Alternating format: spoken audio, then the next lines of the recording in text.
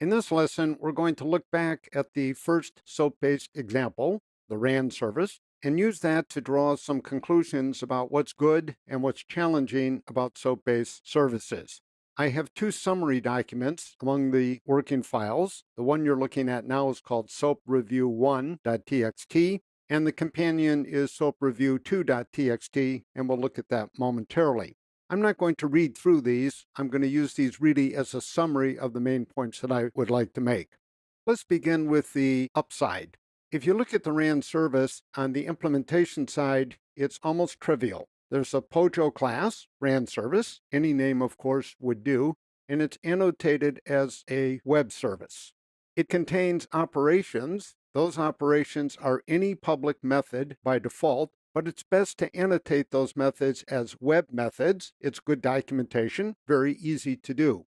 The really important thing is that those operations should be so-called pure functions. In other words, they should map their arguments to the return value. They should not depend upon fields shared with other operations. So for example, the RAND service has only two operations, next1 and nextn. Next1 can be called independently of nextn and vice versa.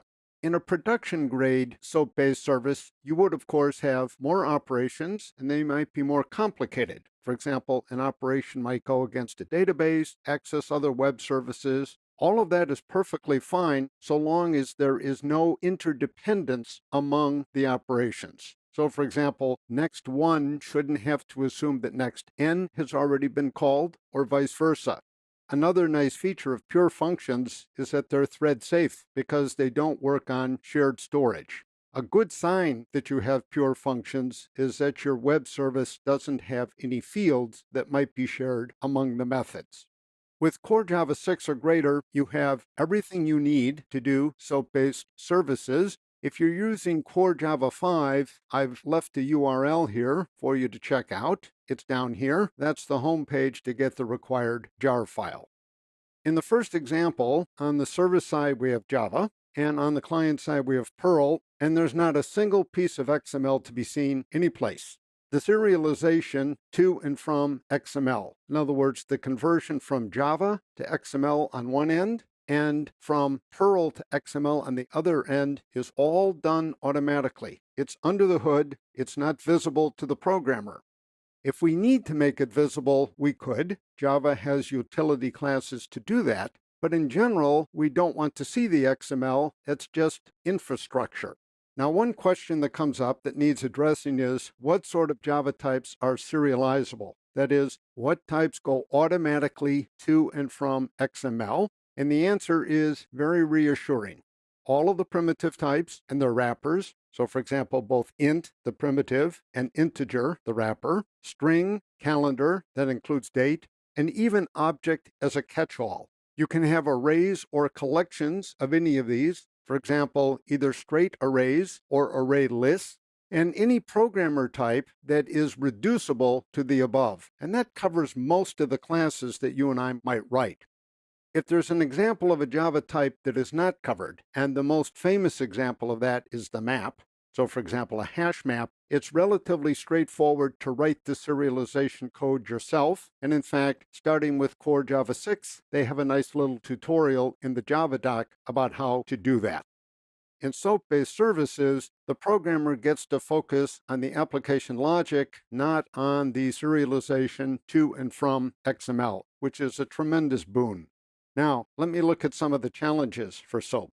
SOAP is now under W3C control, and it's designed to be transport neutral. This is really an important point, and the reason is this. If you deliver SOAP over HTTP or HTTPS, you get automatically everything that those transport protocols offer. So, for example, reliability.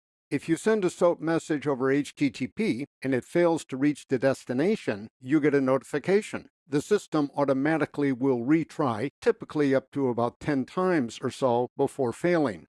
If you're working with HTTPS, you get data confidentiality, encryption and decryption, and so on.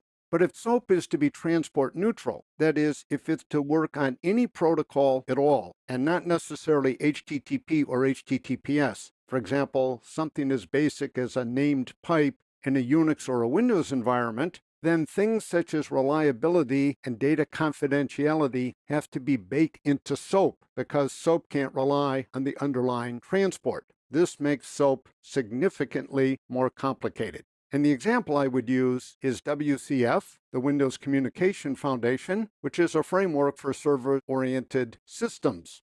WCF is essentially a layering on top of SOAP, and it aspires to be, and for the most part is, transport independent. For example, WCF works over UDP, it works over TCP, if you're familiar with those protocols. It also works, of course, over HTTP, but it doesn't require any specific protocol. Java, by the way, interoperates very well with WCF. Both sides have done a nice job in making sure that that happens. SOAP over HTTP, including HTTPS, is straightforward, friendly, and it brings a lot of advantages. When we turn to the client side of SOAP, we'll see even more advantages. If you move to transport neutral SOAP, you're moving into a far more complicated environment. So the examples that I'm going to use will stick with SOAP over HTTP and HTTPS.